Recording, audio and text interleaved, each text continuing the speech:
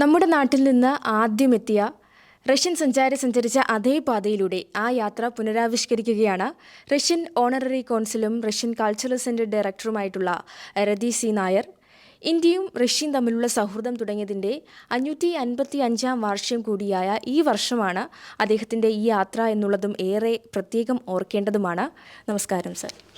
റഷ്യയും ഇന്ത്യയും തമ്മിലുള്ളൊരു ബന്ധം ദീർഘവർഷങ്ങളായി തുടരുന്ന ഒന്നാണ്. അപ്പോൾ ആ ഒരു ബന്ധം കൂടുതൽ ഊട്ടിയുറപ്പിക്കുക എന്ന ലക്ഷ്യത്തോടെ ഒരു യാത്രയ്ക്കൊക്കെ ഒരുങ്ങുകയാണ്. അപ്പോൾ ഈ സമയത്ത് എന്താണ് തോന്നുന്നത്?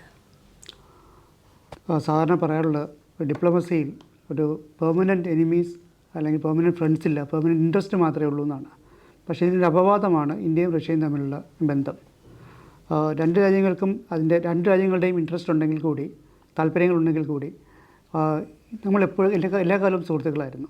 അതിന് പ്രധാനമായിട്ടുള്ള ഒരു അടിത്തറ എന്ന് പറയുന്നത് പീപ്പിൾ ടു പീപ്പിൾ ഡിപ്ലോമസിയാണ്, ജനങ്ങൾ തമ്മിലുള്ള ഒരു ബന്ധമാണ്. അതിന് ഈ കൾച്ചറൽ എക്സ്ചേഞ്ച് അല്ലെങ്കിൽ ലിറ്ററേച്ചർ, ലാംഗ്വേജ് ഇതെല്ലാം തന്നെ വളരെ പ്രധാന ഘടകമാണ്.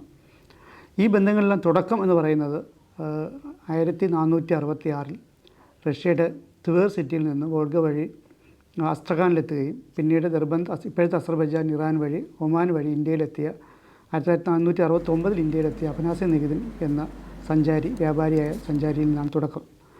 അദ്ദേഹം ഇന്ത്യയിലെത്തിയ 1469 ഞാൻ പറഞ്ഞു.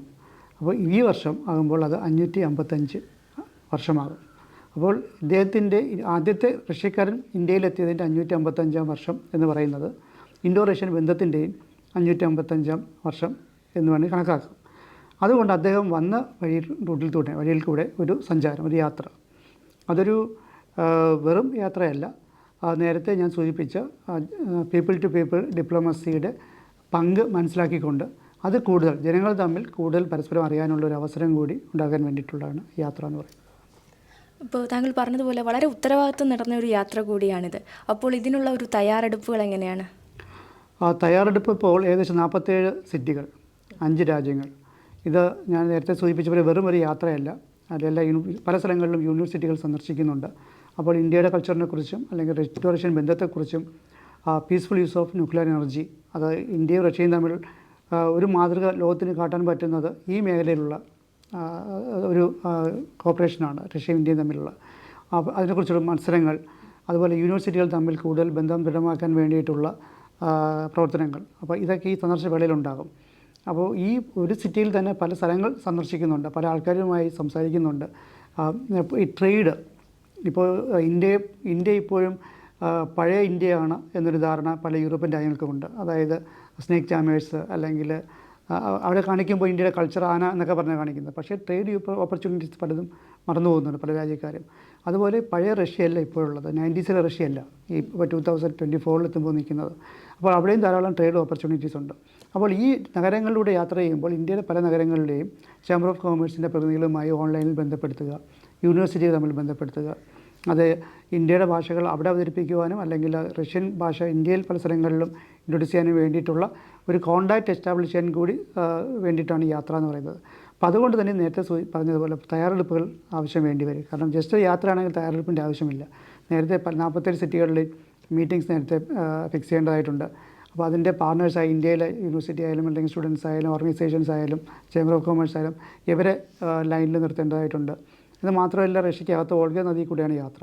അപ്പോൾ ഷിപ്പ് വന്ന് പോകുന്നതിനിടയിൽ വേണം ഓരോ സിറ്റിയിലും പല മീറ്റിങ്സും സംഘടിപ്പിക്കാനായിട്ടുള്ളത്. അതിൻ്റെ തയ്യാറെടുപ്പുകൾ വളരെ മുമ്പ് തന്നെ തുടങ്ങേണ്ടതായിട്ടുണ്ടായിരുന്നു. അത് മുന്നോട്ട് പോകുന്നു എന്ന് തന്നെയാണ് വിശ്വാസം. അപ്പോൾ ഈ യാത്ര എവിടെ നിന്നാണ് അതിൻ്റെ ഒരു സ്റ്റാർട്ടിംഗ് പോയിന്റ്? 1466 റഷ്യയിലെ ട്വേർ എന്ന് പറഞ്ഞാൽ സെൻറ്റ് പീറ്റേഴ്സ്ബർഗിനും മോസ്കോയിലും ഇടയിലുള്ളൊരു സ്ഥലമാണ്. അന്നത്തെ ഒരു വ്യാപാര കേന്ദ്രമായിരുന്നു.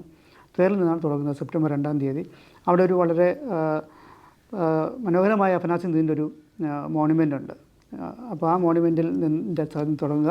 അവിടുത്തെ ആൾക്കാരുടെ കൂടെ ഉണ്ടാകും, ഗവൺമെൻറ്റിൽ നിന്നും അല്ലെങ്കിൽ അവിടുത്തെ റഷ്യൻ ജിയോഗ്രാഫിക്കൽ സൊസൈറ്റി അല്ലെങ്കിൽ മറ്റ് ഓർഗനൈസേഷൻ്റെ പ്രതിനിധികൾ, അവിടുത്തെ ഇന്ത്യൻ വിദ്യാർത്ഥികളെല്ലാം ഉണ്ടാകും. അപ്പോൾ അവരുടെ എല്ലാം സഹകരണത്തോടുകൂടി അല്ലെങ്കിൽ അവരെ എല്ലാം കണ്ടതിന് ശേഷം എങ്ങനെയാണോ അഫനാസി നികിതിൻ്റെ എൻ്റെ ബുക്കായ വോയേജ് ബിയോണ്ട് 3 സീസിൽ ആ യാത്ര തുടങ്ങുന്നതിനെക്കുറിച്ച് വിവരിക്കുന്നത്, അതുപോലെ കാരണം ഒരു വോൾഗ നദീതീരത്തൊരു പള്ളിയിൽ നിന്ന് അദ്ദേഹം പ്രാർത്ഥിച്ചിട്ടാണ് തുടങ്ങുന്നത്.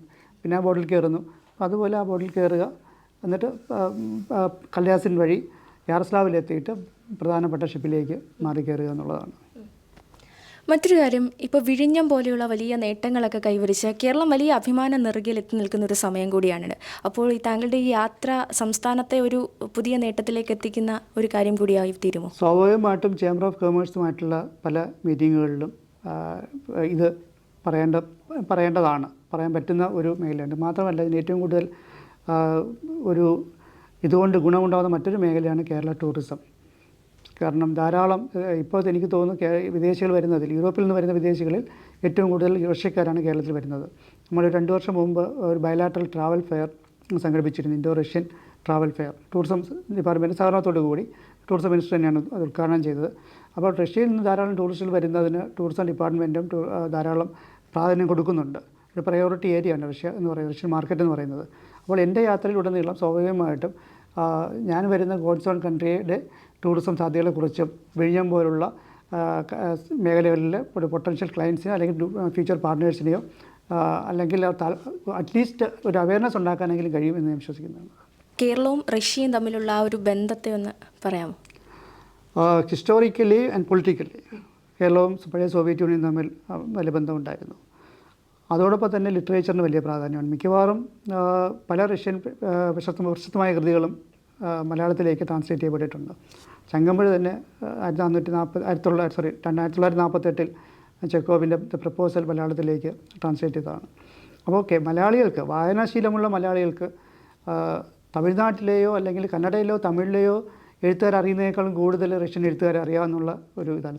കൂടാതെ നമ്മൾ പലപ്പോഴും സംഘടിപ്പിക്കാറുണ്ട് ഈ റഷ്യൻ പേരുള്ള മലയാളികളുടെ ഗെറ്റ് ടുഗദർ. അപ്പോൾ ഗഗാർ എന്നുള്ള പേരുള്ള 18 പേരാണ് എൻ്റെ അറിവിൽ തന്നെ ഉള്ളത്. അതുപോലെ പുഷ്കിൻ അല്ലെങ്കിൽ തെരഷ്കോവ എന്ന് പറയുന്നൊരു കുട്ടി, ദസ്തയേവ്സ്കി എന്ന പേരുള്ളൊരു കുട്ടി കൊച്ചിയിലിപ്പോൾ ഉണ്ട്. അപ്പോൾ ഇത് പറയാൻ കാരണം ലെനിൻ, സ്റ്റാലിൻ എന്നുള്ള പൊളിറ്റിക്കൽ ലീഡേഴ്സിൻ്റെ പേര് കൂടാതെയാണ് ഈ പറയുന്നത്.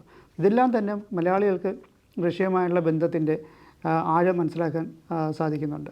പ്രത്യേകിച്ച് ഞാൻ കേരളത്തിൽ നിന്നുള്ളൊരു വ്യക്തിയാകുമ്പോൾ അതെല്ലാം തന്നെ ഈ യാത്രയിൽ പോസിറ്റീവായിട്ട് റിഫ്ലക്റ്റ് ചെയ്യുന്നത് തന്നെയാണ് ഞാൻ തോന്നുന്നത്. മറ്റൊരു കാര്യം, ഈ കോവിഡ് കാലത്ത് കേരളത്തിൽ കുടുങ്ങിയ റഷ്യൻ പൗരന്മാരെ തിരികെ എത്തിക്കുന്നതിന് ഇടപെടൽ നടത്തിയതിൻ്റെ ഭാഗമായിട്ട് ബാഡ്ജ് ഓഫ് കോഓപ്പറേഷൻ ബഹുമതി താങ്കളെ തേടിയെത്തിയിരുന്നു. ആ ഒരു ഇടപെടലിനെ കുറിച്ച് ഇപ്പോൾ ഓർക്കുന്നത് എന്താണ്?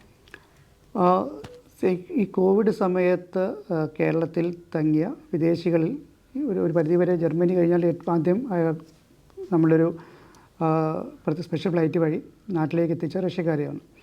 അപ്പോൾ എനിക്ക് തോന്നുന്നു അതിൻ്റെ മാത്രമല്ല, ഇൻഡോ റഷ്യൻ സൗഹൃദ ബന്ധത്തിന് വേണ്ടിയിട്ടും ഉള്ള ഒരു ബഹുമതി കൂടിയാണ് ബാഡ്ജ് ഓഫ് കോപ്പറേഷനും പിന്നെ റഷ്യൻ പ്രസിഡൻറ്റിൻ്റെ ഓർഡർ ഓഫ് ഫ്രണ്ട്ഷിപ്പും കിട്ടിയത്.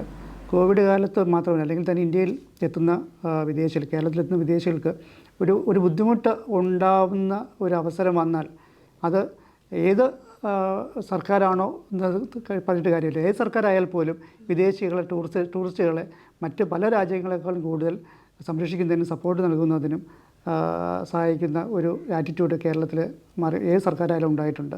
കോവിഡ് സമയത്ത് ഇത് പ്രത്യേകിച്ച് അത് റിഫ്ലക്റ്റ് ചെയ്തെന്ന് മാത്രമേ ഉള്ളൂ, റിഫ്ലക്റ്റ് ചെയ്തിട്ടുണ്ട്. കൂടാതെ ഈ അവസരത്തിൽ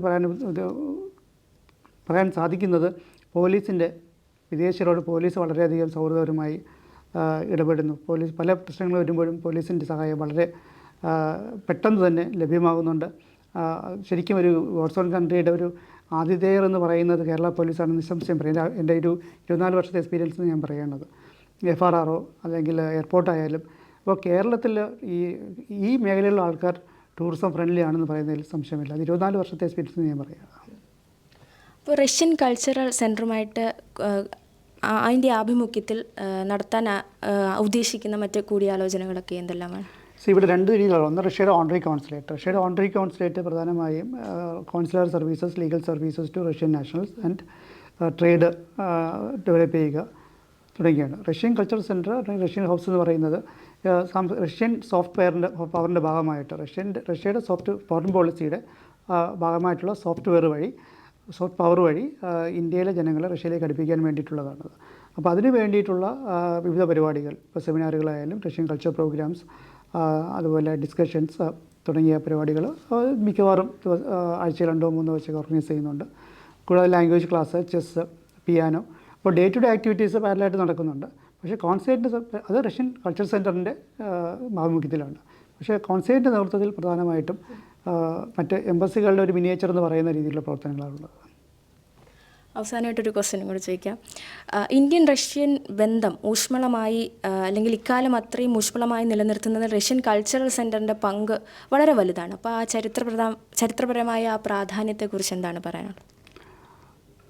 ഇന്ത്യയിലാണ് ഏറ്റവും കൂടുതൽ റഷ്യൻ കൾച്ചറൽ സെൻറ്റേഴ്സ് ഉള്ളത്. റഷ്യൻ ഗവൺമെൻറ്റിൻ്റെ ഫോറിൻ മിനിസ്ട്രിയുടെ കീഴിൽ ഉള്ള ലോകത്ത് മുഴുവനുള്ള 80ഓളം റഷ്യൻ കൾച്ചർ സെൻ്റർ ഉള്ളതിൽ ഏറ്റവും കൂടുതൽ പ്രസൻസ് ഉള്ളത് ഇന്ത്യയിലാണ്. ഇന്ത്യയിൽ 5 സെൻറ്ററുകളുണ്ട്.